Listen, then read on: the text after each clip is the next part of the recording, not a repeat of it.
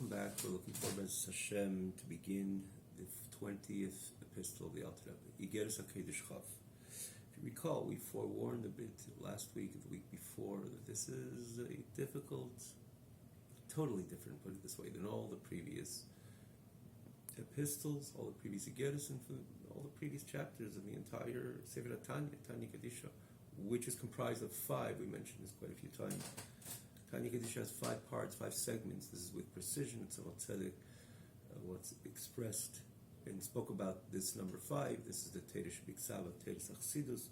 So the entire Tanya, all 5 segments, there are very few towards the end, Kunter Sachrin, which is towards the end of Tanya, and within Igeres HaKedesh is Perik Chof, which are just a little bit more difficult and cryptic and a lot of Pnimiyas HaTeira, a lot of so the whole Tanya is, of course, Pnimiyas HaTeira. The whole Tanya is about the Gili of Pnimiyas HaTeira, Teres Chabad.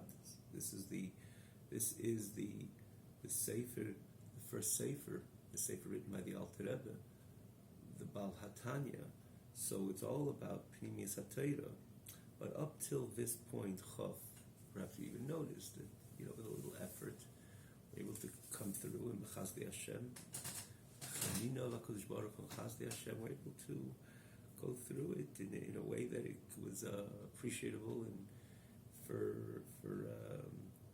because it's not that difficult. Of course, someone has to toil to understand a Vor Tanya or a Perik Tanya, but when you toil, the whole Word of the Alter Rebbe, he made it accessible for the human mind to appreciate these matters of Pnimiyas HaTeira. I mean, this was really the revolution of the Alter Rebbe.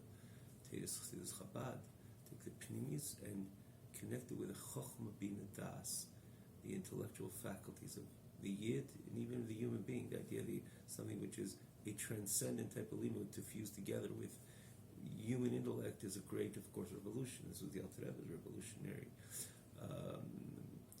Tzaddik, in other words, came to this world, and eventually from the Alter Rebbe, there was a 7 Nesiei Chabad, which their objective and goal was to introduce Am Yisrael to Yemais HaMashiach, which is about Yediyas Hashem, Amallah is Deyas Hashem. They means knowledge of HaKadosh Baruch Hu, Lashon of the Rambam, his magnum opus, Mishnah Torah.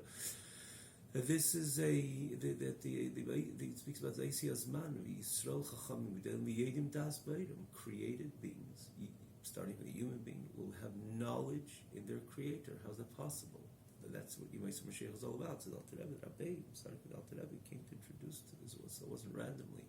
You have the Alter Rebbe coming into this world. This Neshama Chadasha, we spoke about this as well quite a few times. And with this revolutionary presentation, of course, it's extraordinary. Every word of Tanya, and in every word of Tanya, you see the Pnimis, you see the teachings of the Alter Rebbe. It's so manifested, so evident in every word. And again, even Igeres HaKedesh, which are letters written addressing certain ideas, certain communities. Eventually, all communities. Eventually, it's a timeless message, but addressing certain ideas of its stuck of Limud HaTorah, Barabim, and so on. But nonetheless, there's always the Pnimiyas, certain explanations of matters of Torah, which ultimately culminate with the Alter Rebbe's message and objective of why he's writing the letter. So there's a flow. That's the point. There was a flow through every single chapter. Yutes, the one before, was also getting there. There was certain ideas which we really, really needed to dissect and decode, even if you will, to understand and to appreciate and to be able to present it. Of course, with Chazdei Hashem, we concluded Perik Yutes, quite a few classes. But Chaf is a different idea completely. It's the first Perik, first chapter, the first Igeres, or first presentation of the Alter Rebbe, up till this point, which you can say it's beyond. It's so distinct in comparison to all the previous chapters. So distinct. A lot of cryptic ideas and things which really, really have to be explained. So, and on top of that, it's a very long Igeres. A very long Igeres. For that matter, it's probably the longest Igeres in Igeres HaKedesh. That in Tezvav, we said Tezvav was quite long, but no, it's longer than Tezvav, and it doesn't even conclude. So they found, in the end, you see it, Ad Kan Matzonim until that this is where they found, in other words, it was cut off over here, it went even longer. Additionally, just a little backdrop over here before we begin. This is a Igeres that Alter Rebbe said, known to be say a few days, as those even say a few hours before the Alter Rebbe's message. So this was his culminating message. Which, if you learn this thoroughly, you could appreciate what the Alter Rebbe was, kind of the finale of the Alter Rebbe's lifetime, what he wanted to introduce, this very centralistic approach to the Yid's connection with HaKadosh Baruch Hu, how it's meant to express the shlichus of the Yid Alei Adam. This whole Tanya is all about telling the Yid how to serve HaKadosh Baruch Hu. We mentioned Kutiyam, namely Kutiyam Marim, we call it so many times. We mentioned this is the perfect manual to Avodas Hashem. It's not hyperbole. It's the perfect manual to Avodas Hashem. Avodas Hashem is not just a shekel here, a shekel there, a checklist. It's very nuanced, very detailed, especially when it comes to the subtleties, subtle kaiches, thought, speech, or audio, vision. It's extraordinarily subtle and nuanced and detailed, and it's about around the clock, 24-hour, 7 days a week, an entire year, a lifetime, different changes in the person's life. Yom Tovim, Shabbos. But so you need a real, for this complex mission, you need a real detailed and hands-on type of manual. That's what Tanya is all about. In Lukutei Amorim, but Dr. brings a message home. Shaykh B'Emunah, the Achdus Hashem. It's a revolutionary presentation. The Oneness of God. One learns to get his Shaykh B'Emunah thoroughly, comes out on the other end a total different person, a different understanding, a different perception on the Shema Yisrael Hashem Elokeinu Hashem Echad, which we recite a few times a day. And then comes to get us a tshuva, which is again in the inimitable style or godless of an understanding and profundity of the Alter Rebbe's Teira B'chlal, particularly as a Meir Derech in this most important mitzvah which is a game changer. It says the Gemara that a place the Baal Tshuva stands, Tzadik Gomer can't even reach. It's a very deep subject within Yiddishkeit, and the Alter Rebbe explains it and gives a tshuva in a way that, like I say, this is Tochazi, just look and learn. And Baruch Hashem, we concluded to get us a tshuva, those who are following. And then comes the Geras HaKodesh. So in each one there's another message, and you stand back after you learn Tanya, you have some understanding and appreciation, a perception what the Alter Rebbe wanted. Or the Alter Rebbe telling us what the Eibishter wanted, how Torah wanted from us as Yidden, in our shlichus, in our unique shlichus. Alei Adam is here in this world. It's an eye-opener, really, every chapter, every Igeres.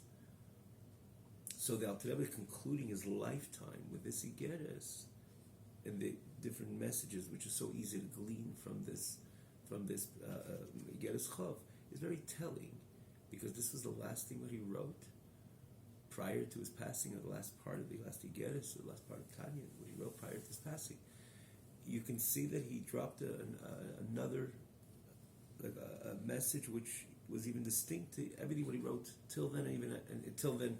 In other words, and the Geras HaKodesh, which come after this one, which of course he wrote before, but the way they're laid out in time.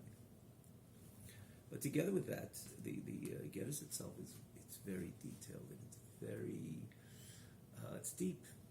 But we're going to try. We're going to make an effort together. We'll learn it together, and we hope and we pray that the Eibishter will have the right to see Siyata D'Shmaya in order to be successful with this chapter, with this Igeres. And so let's jump right into it. We did mention to see all the previous classes, wherever you're watching. If you see all the previous classes, we do mention pretty much by every one of the classes that, namely for the newcomers, there's the advantage of the original website, TanyaOnline.com, TanyaOnline, one word.com. You have all the previous classes lined up. The left side of the screen, from the very beginning of Lukutei Amorim, we also point out the Alter Rebbe cross-references from time to time, so it's really a click away to see what the Alter Rebbe said to you in this Sefer of the Sefer Tanya, and we cross-reference quite frequently, because we explain something in a lengthy, expansively, and there's one pedic, and we come across the idea. It's so easy, especially today. It's really a click, a few seconds, you go to that pedic, and the area within that pedic you're able to follow and understand. In other words, it's like famous Gemara, they're succinct in one place and they're expansive, rich, as opposed to the poor in another, and therefore, we do point out, it's explained in this chapter, or this Igeres HaKodesh, or in Shachim or in Igeres HaTshuva, just in order to be able to move on smoothly. And again, with the technology, it's so easy to go to that place, listen to the idea, which is elaborated on in that particular chapter, and come right back. It's just so simple. So again, you get the TanyaOnline.com. Another advantage, the text is on a separate scroll bar. Those of you already know, and then again for the newcomers, it's something, a few other positive ideas. However, wherever you're watching, wherever you're learning Tanya, Koi L'Choi, learn more and more, learn it again and again, and it'll make that important imprint on you. You'll see the light. You start seeing more and more of the great air. Start to have it brought in to this world, brought into Am Yisrael. And we also just want to point out there is also something of a backdrop of Igeres HaKodesh in general. We had a whole full presentation on this at the beginning of Yud, which is 10 back in the Igeres HaKodesh, beginning of Yud. Good look there. There's a historical backdrop as well. In any case, so we're going to start Chaf. You got it? You understand it? Look how it starts. Something which is not easy to. So he says it's a lashon in Kabbalah, in Zayar, that Hashem and His life are one. Hashem and His energy are one. Hashem and His containers are one. Behoin in the world of Atzilus. As he says, Peter in the brackets, as Sefirot Atzilus, I Chayei, the Eidus, Chayei, the light, Garmaya, the Kalim, are the containers, Shekulin Lakus, they're all Lakus, Mashaki Bibya, as opposed to Bri Yitzirasi. So this idea that we did learn quite a few times, that Atzilus is not just a higher world, but rather a total different idea in what Atzilus stands for. It's a world that houses the Ein Sof, literally. It hosts and houses the Ein Sof, which, of course, the Ein Sof is higher than Atzilus, because Atzilus is a world. The Gemara native says, Eilam Melashon Hela Mehester. Hashem is not a world, even though Eilam Atzilus, which is, it says this is where the Adam Ha'elyon resides, which is the HaKadosh Baruch Hu, the primordial Adam. And here we have the Hashem's Midas, Chesed, Gvura, Tiferes. This is Atzilus. This is a place which, when you say the Adam Ha'elyon, the supreme or the primordial Adam, it's referring to the Eibishter himself, which is expressive through Eilam Atzilus. But you can't say the Eibishter is Eilam Atzilus, because Eilam is a lashon, is an Eilam, is a world created by HaKadosh Baruch Hu, emanated. We call it emanated because creation is a different thing. Actually, this is what we're going to learn in this very chapter. The world emanates from HaKadosh Baruch Hu. It's not HaKadosh Baruch Hu. Hashem is not Eilam, Hashem is not Chachma, Hashem is not Bin, Hashem is transcendent of that. Hashem is Ein Sof, He's infinite. Yet everything comes from HaKadosh Baruch Hu. That itself we have to understand. How is anything which with distinction come from a infinite of God, which is beyond distinction? Al Rebbe addresses this. If you can see it in Shaykh of Emunah, chapter, the end of chapter 9, I believe 9, which Al Rebbe asked this question. He says, not so simple, but in the end of the day, that's the way it is through the end of 9. But but together with that, we could easily appreciate that Hashem transcends Eilam Atzilus. He's Ein Sof. But together with that, He resides in Eilam Atzilus. Eilam Atzilus emanates from HaKadosh Baruch Hu. And it's a world that houses the Ein Sof. Every midah of Eilam Atzilus, even though it's called a midah of measurement, right? Literally translated. But there's bli gvul, there's infinity. Chesed of Atzilus has a certain infinite dimension to it, because it's a world that houses the Ein Sof. So the midas themselves express themselves in a very Ein Sof manner. Chesed, Gvura, Tiferes, Bri Yitzirasi, which are the lower three worlds. There's many more, but generally we say the four Eilamis. It's not just, one level under, a total different idea. It's Bria, it's a created being. Even though that's a very high, lofty world, meaning to say there's a lot of Gili Lakus, revelation of godliness in Elam Bria. For that matter, these are worlds which you have the full manifestation and revelation of HaKadosh Baruch Hu. Nonetheless, it's still a created being with HaKadosh Baruch Hu, a created being which is very close to Hashem, and therefore there is a manifestation of HaKadosh Baruch Hu in these worlds. Ganena Elyon is where the tzaddikim yeshvim v'nenim ziv hashchina, they have a no, but still ziv hashchina. You see how precise the words are. Ziv, it's a ray, it's just a trickle of light, and that's why it's a created being away from the Creator. It's a created being. It's not an extension of Hashem. Atzilus, one way or another, because it houses the Ein Sof. It emanates from HaKadosh Baruch Hu, from the Ein Sof. It houses the Ein Sof. Bria Tzira is already a creation, and therefore it's called Bria. And it's explained so many different places. We explain this in this teaching, in this learning as well. The difference of Bria and Atzilus. And then comes Yitzira, a lower world, Asiya. Then Asiya Gashmis, the physical world which we live in. Ein Tachn L'Matimena, there's nothing lower than this world. Tell us about it. But this is the evolution of the elements from Atzilus all the way to Bia. Bria Yitzira, like we say, is a total different idea. It's already a creation versus Atzilus' emanation. So it's not like we just said, just a world under. It's a total different phenomenon. Total different phenomenon. And here we're talking about Atzilus, so it says in Zayah that in Atzilus, I v'chayei echad, I v'gamay echad. It's so holy that Hashem and the light which is in Elam Atzilus and the containers of the Atzilus are one. Now, for that matter, it says in Chassidus explains the fact that the Zayah says it in this very fashion tells us that the Ein Sof which exists in the light of Atzilus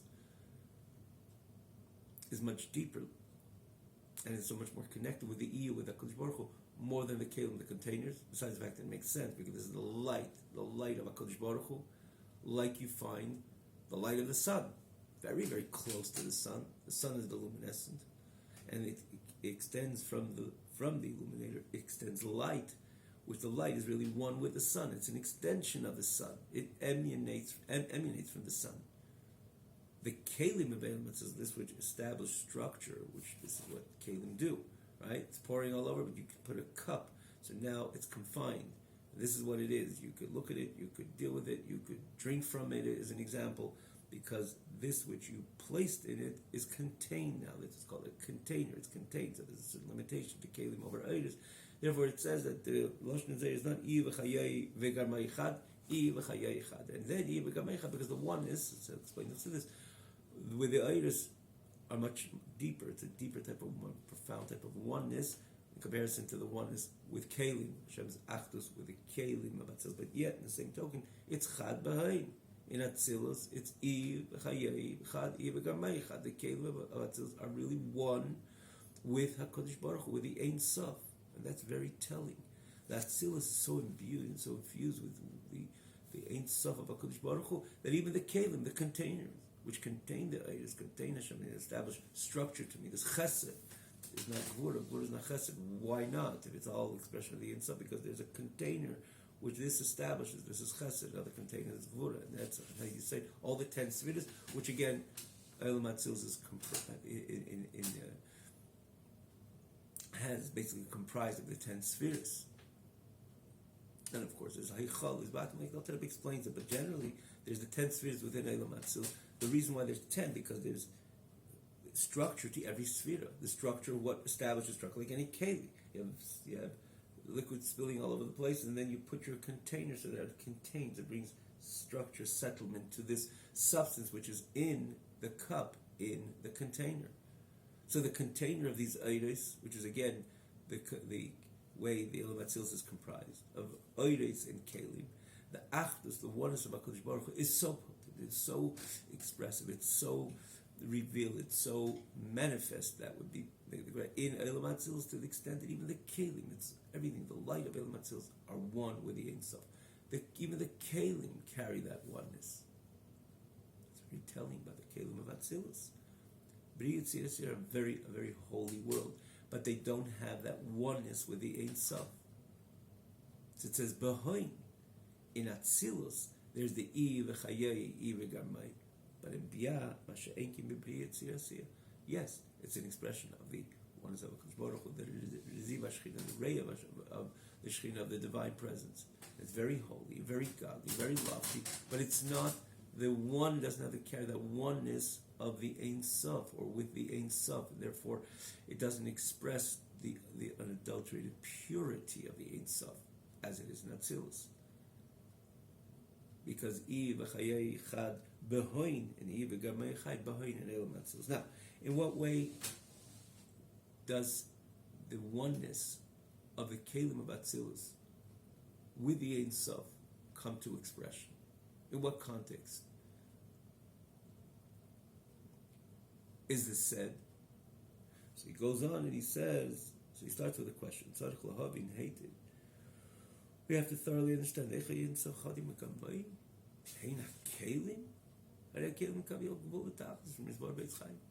say the Eibush is one with the Eiris of Atzilus, the light extension of godly light coming from the Ein Sof, from Atzilus, or within Atzilus, and you say it's one with the Ein Sof, that makes sense. Look at this, like any light, any candle. Look at the sun. The sun is the illuminator.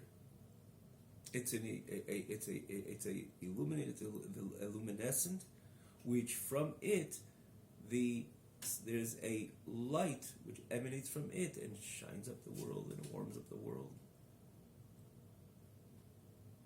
But it's not the sun which is there in your backyard, if you will. It's the ray of the sun. But nonetheless, we say, the sun is shining and the sun is so warm, or we're appreciating the sun. You're appreciating the sun, or you're appreciating the light coming from the sun, or the warmth coming from the sun. The answer is, they're both true. Because the sun and the light coming from it is truly one. This emanates from it, so it represents it. The sun is light, so the air expresses the brightness of the sun. The sun is warm, so that emanation expresses warmth. But when it comes to the Kelim, like we just said, Kelim is the dimension within Atzilus which brings structure to Elam Atzilus. It brings something Gvul v'Tachlis, he says, certain limitation. Well, what do you need limitation? We just said that how's the answer of everything in Atzilus is infinite and unlimited. Answer, because this is what brings about the midas to be able to be the midah and express the midah with its particular unique style and expression. For example, chesed. If it's all about the infinite light of HaKadosh Baruch Hu, there's never a structure of chesed. Kelim established that structure. It contains the air, and eventually you have that midah of chesed through the keli, and then you have the midah of gvura, and you midah of rachamim, and you midah netzach, and hoyd, yisoid, malchus, and so on, as we explained so many times. So the keli is about hakbala, to limit, even though it's not real limitation, Elam Atzilus, because it's a home that houses the Ein Sof, as we said numerous times, but nonetheless, in comparison to the purity of Ein Sof, of course, it limits. It's about bringing Gvul v'Tachlis to these Eiris. So if it's about limitation, that's what the objective of the Keli is all about. How could you say that the Ein Sof is one with the Keli? One with the Eiris, okay. But one with the Keli, asks the Alter Rebbe, the Keli is about Akbala, is bringing Gvul v'Tachlis, like it says in Eitz Chaim. And together with that, we say that the Ein Sof is one with the Kelim of Atzilus. Similar, not the same, because again, we said that if it would be the same, the expression of the Zeh would be Iyu v'chayoi v'garmai chad. Him, Hashem, and his light and his Keli in the container are one, but nobody divides it. Iyu v'chayoi chad and Iyu v'garmai chad, which tells you that the oneness which Hashem with these Kelim of Atzilus is less than the oneness of HaKadosh Baruch Hu. Profound oneness of HaKadosh Baruch Hu with the Eidos of Atzilus, which makes sense. Again, this is an extension of the bright light, and then this is the container. But if it's a container, so it's magbil, it's there to bring limitation. True limitation? No, it's Elam Atzilus. But nonetheless, in comparison to the Eidos of Elam Atzilus, there's a certain Hagbala, because it contains, it establishes structure, it establishes the container, the Eira Chesed is able to establish itself, as an example, in this container, which it allows the Eira Chesed to be Chesed and not Gvura, as an example. Because, we gave the example quite a few times in different contexts, but in the end of the day, there's a certain thread, there's a similarity between the two. You see on the traffic lights, right? You ever see they fix the traffic lights, you see that it's all the same bulb. There's a bright light, but you want to send a message of different colors, if it's green or yellow or whatever, the colors you want, you send the message to those who are driving, walking, and so on. So you put in a bulb, this is green, this is red, and this is yellow, but the bulb is where the message comes through. The lights are exactly the same. It's white lights, and white lights is bright, it's beautiful, but it doesn't send a message. Here you want to send a message, when to stop, when to go, and so on.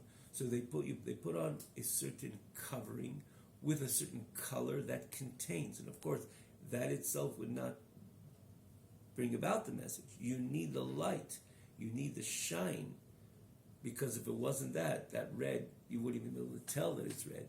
It's the shine, it's the light, but that light has a container, red container, which sends the message to those who look at it. Okay, now it's red, now we have to stop. And so do the green and yellow, any other color, the colors what they want to present. So it's the keli which sends the message. Is it only the keli? No, it's of course with the air, because the air enters the container. But this contains that light. Because if it wasn't for that, with that color, with that image, with that style, which establishes it being a container, it would all three would be the same exact message. It's a bright light. Okay, you're walking, you're looking for your lost item. It would help, but it doesn't. It's not there to bring about light that people could look for their lost items. It's there to send a message.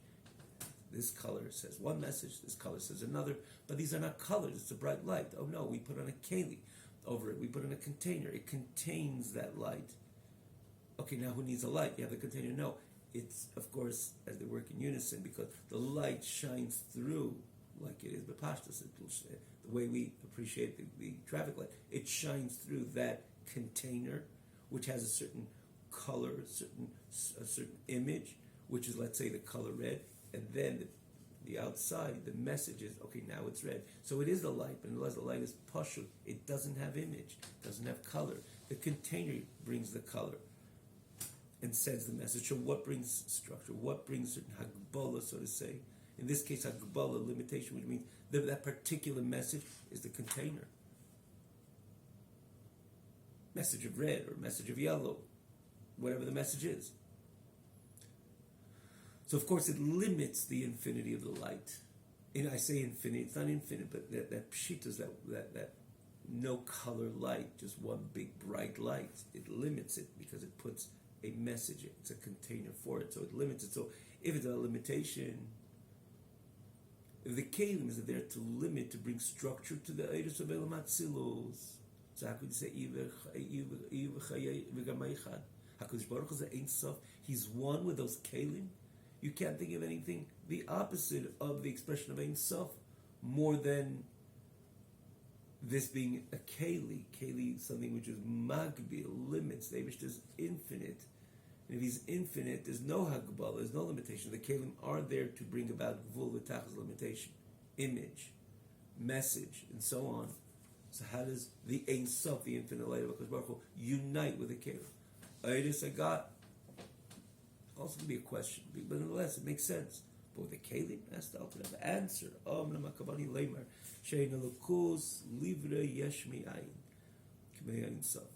that they're really, the Ein Sof really unites with these kelim in a way that they represent solely Ein Sof. They don't. They're there to bring image, to bring a structured message, like we said, chesed or chokhmah or bina or das or gvura tiferes. It's there to establish a certain image, but yet, what is the relevance when we say that they're one? They have the ability to create ex nihilo, something from nothing, as opposed to many, many other holy entities do not have the ability to create something from nothing, which, of course, generally the idea of Yesh Mi'ayin is B'chei Kabayr, it's in the bosom of the Creator. Nobody could create something totally from something nothing, something from nothing. Nothing is no thing at all, doesn't exist. You always start with something, and then you could establish the evolution as an example. It starts from a few particles, but few particles, there has to be from nothing, no thing at all. that is only b'chei kabeira, that's only in the ability, the expression is in the bosom of the Creator. So that koyach, to create something from nothing, lies in the kelim of Atzilus. And that's where the message of Iyu v'garmoiv and the kelim of Atzilus are chad b'hoy, are so one with an Elam Atzilus, that these kelim have the ability to create yesh mi'ayin, to create something from nothing. And eventually this starts with the creation of Elam HaBriya. And then, of course, the Briya, the way we know it, is to choose something intangible. If it's a table or a tree or a leaf and so on. This is a Metzias Davar Gashmi. This is created ex nihilo. The koyach to create, part of the koyach to create is the kelim of Atzilus. And where do they get that koyach to create? Because they're b'chad, they're one behind with the Ein Sof. So now Rebbe continues over here something interesting, and he introduces the idea of Ilaval, which is usually cause and effect, and how does he bring it into this Pedic? He says, if you look at the 10 spheres on their own, Chochma, Bina, Das, Chesed, Gvura, Tiferes, Netzach, Yisod, and Malchus, do they have a connection one with each other? Of course they do. Chochma, everything starts with Chochma. Chachma, explained this so many times.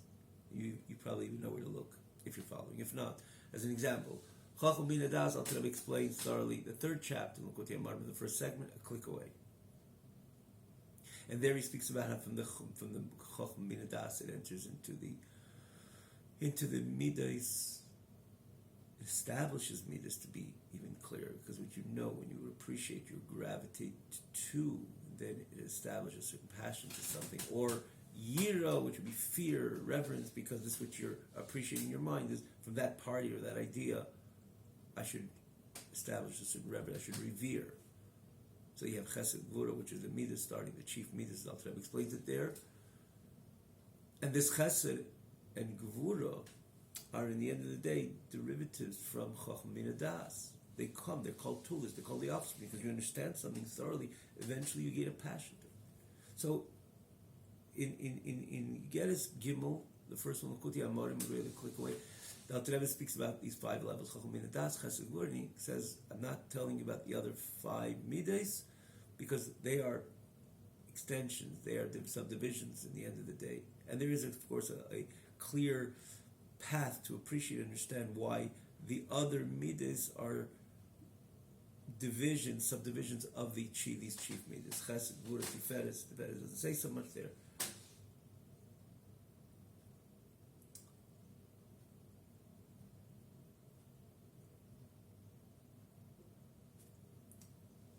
Yet, in the same token, even for that matter, you look in Tezvav, we mentioned it last week or 2 weeks ago. Tezvav, you get a picture, which we did merit to learn. It's the first time the Alter Rebbe really elaborates on all the 10 spheres. In the beginning, where he introduces it, or other times the Tanya, he says it briefly. All the 10 spheres with such detail and articulation, it is an extraordinary. Again, this is just about 5 over. Tezvav. Take a look. So now you look at these 10 spheres.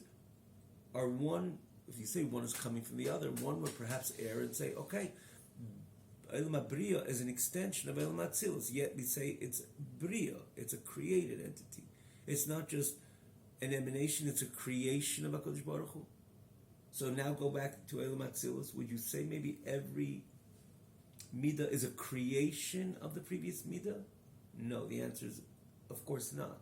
Is it an emanation, evolution, which evolved from the previous? Yes, 100%. That's why I take a look in Gimel. When you understand something, it starts with Chochmah, and then you expand on that, and then you connect with it with Das, which is again the special connection to make it real. And then you establish a passion for it. If it's something good, you gravitate towards it, and so on. The other midas, as we said, Gvura, reverence, and then Tiferes, pity, compassion, and then the other midas, which we learned last week. These are the execution of the inwardness of these midas. Chesed, Gvura, Tiferes. That's a Chayid Yisod Malchus, is bringing it into actuality, but yet no less a midah. So these midas are not created one from each other; they just emanate one with each other. So they never lose that Olam Atzilus experience. It's only when the quantum leap step happens from Olam Atzilus, which creates, through these Kelim, Olam HaBriya, that's where things start to change. Ooh, this is a created being. And it doesn't have the ability to comprehend great area of Atzilus. But the 10 spheres within Olam Atzilus, each one remain, the Eidos and the Kelim, Chad, one with the Ein Sof B'Hain in this element. They remain so, even though they're so distinct. This is Chesed and Oira Chesed and Kleya Chesed, Oira Gvura and Kleya Gvura. Famous Maimorim of the Tzemach Tzedek in Derech Mitzvah Sechel. Dr. Rebbe has it in the beginning of Boy in Teira. There's the light in the Kelim, but nonetheless, the Kelim are so one with the Kodesh Baruch Hu that they don't. Everything within Atzilus really is part of the experience of Elam Atzilus. There's no ex nihilo from Chochmah to Bina to Das. No, this is a development. It's all part of the ambience of Atzilus. With the ambience of Atzilus, like we just learned, the Eidos are one with the Ein Sof. The Kelim, even the Kelim of Elam Atzilus are so holy, divine, that they're one with the Ein Sof. So the connection between one sphere and another is just ilava ol. It's kind of an intimate connection because we say cause and effect. For example, seichel and midas in the overall. You can even say with seichel itself, chochma, bina follows chochma. Usually das would follow bina with a certain focus. As Dr. Rebbe explains in that third chapter, Perek Gimel in Likutei Amorim. And then, because you understand something thoroughly, so you gravitate to it. That's a ches, that's an ava. Gravitation to it, that's the ava. You're excited about what you just know about that or another party as an example. Or a movement, or whatever it is. You gravitate because your mind comprehended and captured its message. And if it's a good, sweet message, you gravitate towards it. That's the ava, you're inclined with. And of course, there is, we're talking about the Chacham Min Hadas, in that very Perek Gimel in Tanya, when he speaks about the Chacham Min Hadas, he says clearly that this is the Chacham Min Hadas invested in the godly reality. Therefore, what does a person gravitate to? What is his ava, his love? To HaKadosh Baruch Hu, especially it's the Chacham Min Hadas and Chesed B'Tveres, it's Chayit said, of the Nefesh Elikis, of the godly soul. It's on the onset, it's godly. But it has its ability as a godly soul to understand, comprehend, and appreciate these godly realities. So eventually it kicks off in his heart that he has a love to HaKadosh Baruch Hu, yira, or true reverence of HaKadosh Baruch Hu. So this is already explained in Perek Gimel. So each one evolves from the other. It's not that it creates. Thus, there's still a commonality between all the midas. And even the Kelim, they're truly chad, they're truly one behind in Elam Atzilus, one with who? With the Ein Sof, even the Kelim. The fact that you see that there is this evolution or this extension of the 10 spheres of Elam Atzilus, no, they're not created one from the other. They emanate, they evolve, would be even better. You understand something thoroughly, especially with the Meichadas. Of course, you're gravitating to it. In this case, towards HaKadosh Baruch Hu, it's ava, love to HaKadosh Baruch Hu, because you have a comprehensive understanding of the greatness of HaKadosh Baruch Hu. You'll have to. That's why we say Shema Yisrael Hashem Elokeinu Hashem Echad, working it out in our intellectual faculties of the oneness of HaKadosh Baruch Hu. And that's Kechenu, Elokeinu, Kechenu, V'chayisenu. Of course, the next word is expressing your inner experience. V'ahavta, who do you love? Nothing else other than HaKadosh Baruch Hu, at least in the time of davening. At least in the time of davening. So the evolvement of the spheres are in a way of ilava olu, cause and effect, not yeshmi ayin, which is a total different. The idea, as he's going to go on to explain. He says it's not ishtalshulus ilava olu levad, and the kayach of the kelim of Atzilus is not only to have an impact on the evolution of these spheres. It's much deeper. Eventually carries a total different, expresses or has the ability to express it at a total different level. And its meaning is so different as such. The impact it makes in Elam HaBriya. And the message to us learning about this. But in within, it's there to be able to create, not only in that inner setting and inner working of the Ilaval, which is not, so that's not called creation. That's called just an evolution from one midah to the other. So there's a carry the Ein Sof, yes, but it, to the contrary, this is the kelim of Atzilus, which are one with the Ein Sof. But how does it express livre, to establish the koyach to create? Not the way it is in Atzilus, where there it's all ilava olu, which is cause and effect, and therefore everything maintains. There's no quantum leap step. It's all within Elam Atzilus. Is it distinct as Chesed, like Gvura like Chesed? No, yes, it's not. In other words, these midas are distinct. Yes, they are. But nonetheless, you can't say, oh, Chesed now, Chesed is a separate from the Ein Sof, because Chesed is a distinct midah of Chesed, midah, mididiv agbala. It's limited, kind of measured one way or another. Now, the truth be said, when you say there is called midas, but it's all in comparison to the purity of Ein Sof, which is higher than Elam Atzilus. Before the Eibishter emanates an Eilam, there is the way the Eibishter forms himself by himself, which is the Ein Sof of HaKadosh Baruch Hu, as an example.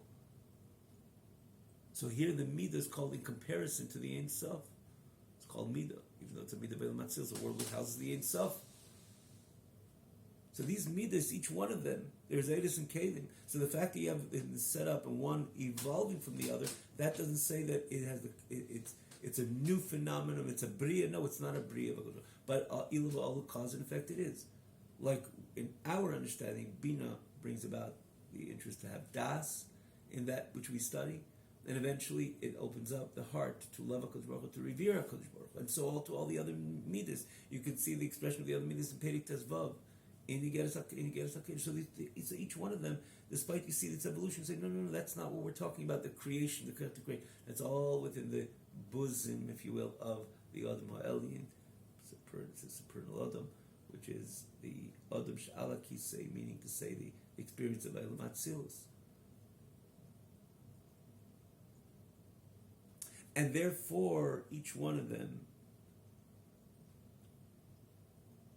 maintains that koyach. So that's what he says. When we say the koyach of the kelim, to create, to be able to create miyayin liyesh, from something from nothing. Yesh miyayin. The ex nihilo is the ayes datzilus, and name even kelim datzilus. And this is what they have the koyach to create yesh miyayin, just like the Ein Sof. And not just ishtalshus ilva olu v'alik the Ramaxar ishtalshus ilva olu, and so to Zeir Kodesh knows the cause and effect. That's not creation.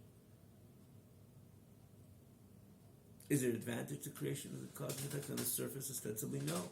Cause and effect means that the effect appreciates its cause, and that is the ilo to a higher cause and a higher calling. So it's easy to access.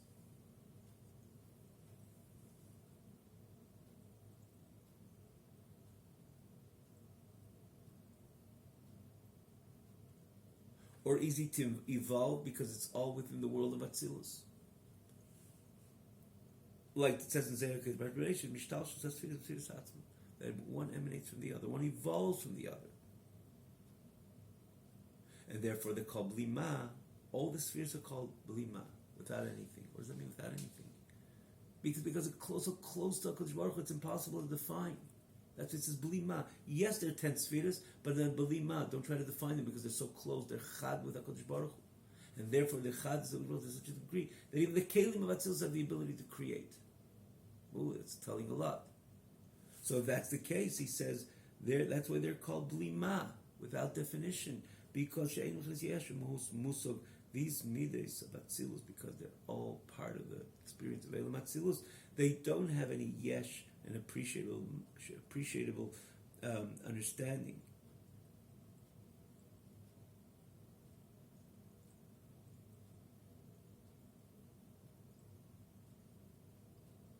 Of these midas, of these spheres. They're very lofty. That's why the Ilavol is no bria, there's no creation, there's none of this quantum leap step becoming from creator to creation. It doesn't exist. because they're all part of that Ein Sof. As he goes on and he says, and that's why it's like the Ein Sof, you cannot perceive the oneness of HaKadosh Baruch Hu. So too, the infinity of HaKadosh Baruch Hu. So too, you cannot perceive, understand, in no form or fashion, the Kelim of Elam Atzilus, because they're one with the Ein Sof, and go try to understand the Ein Sof. That's why he's called Ein Sof, less the infinite, less Mashab B'Tfisa B'Klal. There's no mind could ever capture the Ein Sof, because that's what it is. If you can capture it, so it's not the Ein Sof. So he says that these Kelim of Atzilus are really so much with the Ein Sof. That's why they have the ability to even create ex nihilo, which is usually only b'chei kabed, only in the bosom of the Creator. Because they're not a yesh umahus, musog, a perceived yesh umahus. Similar to the Ein Sof, which is less mashab tfisa b'klal. There's no mind could ever grasp HaKadosh Baruch Hu. When it comes to Moshe Rabbeinu, it says the pnimius cannot be seen, because how could you see the pnimius of HaKadosh Baruch Hu? He's infinite. A finite being can never appreciate the infinity of HaKadosh Baruch Hu. At all, for that matter. So these kelim, in the end of the day, they are one with Hashem in a way that you cannot appreciate them to their fullest. And the kelim of all the kelim of Elam Atzilus, Chesed, Gvura, Tiferes, Netzach, Yisai, and this is just like the Ein Sof is less Mashab B'Tfisa B'Klal. So too in the kelim, so too in the Sefirot themselves.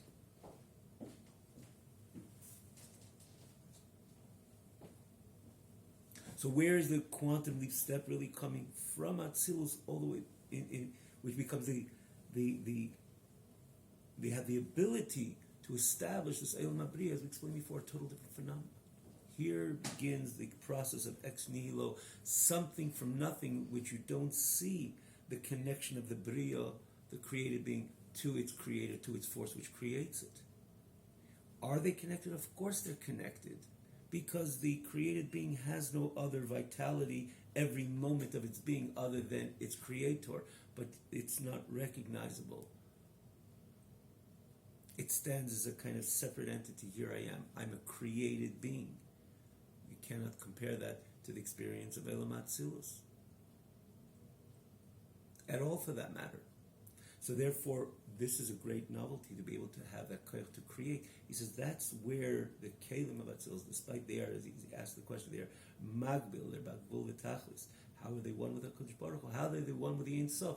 Answer, just like the Ein Sof could create, so too they have the koyach, the ability to actually create. We'll look forward to continue Bez Hashem next week. In the meantime, as we say, we look forward to pull through as much as we can again with the chesed of Hashem, chanin of Hashem. And it's going to be a longer ride, as we explained, as we mentioned towards the beginning. But as Hashem, we look forward to continuing this coming week. Have a wonderful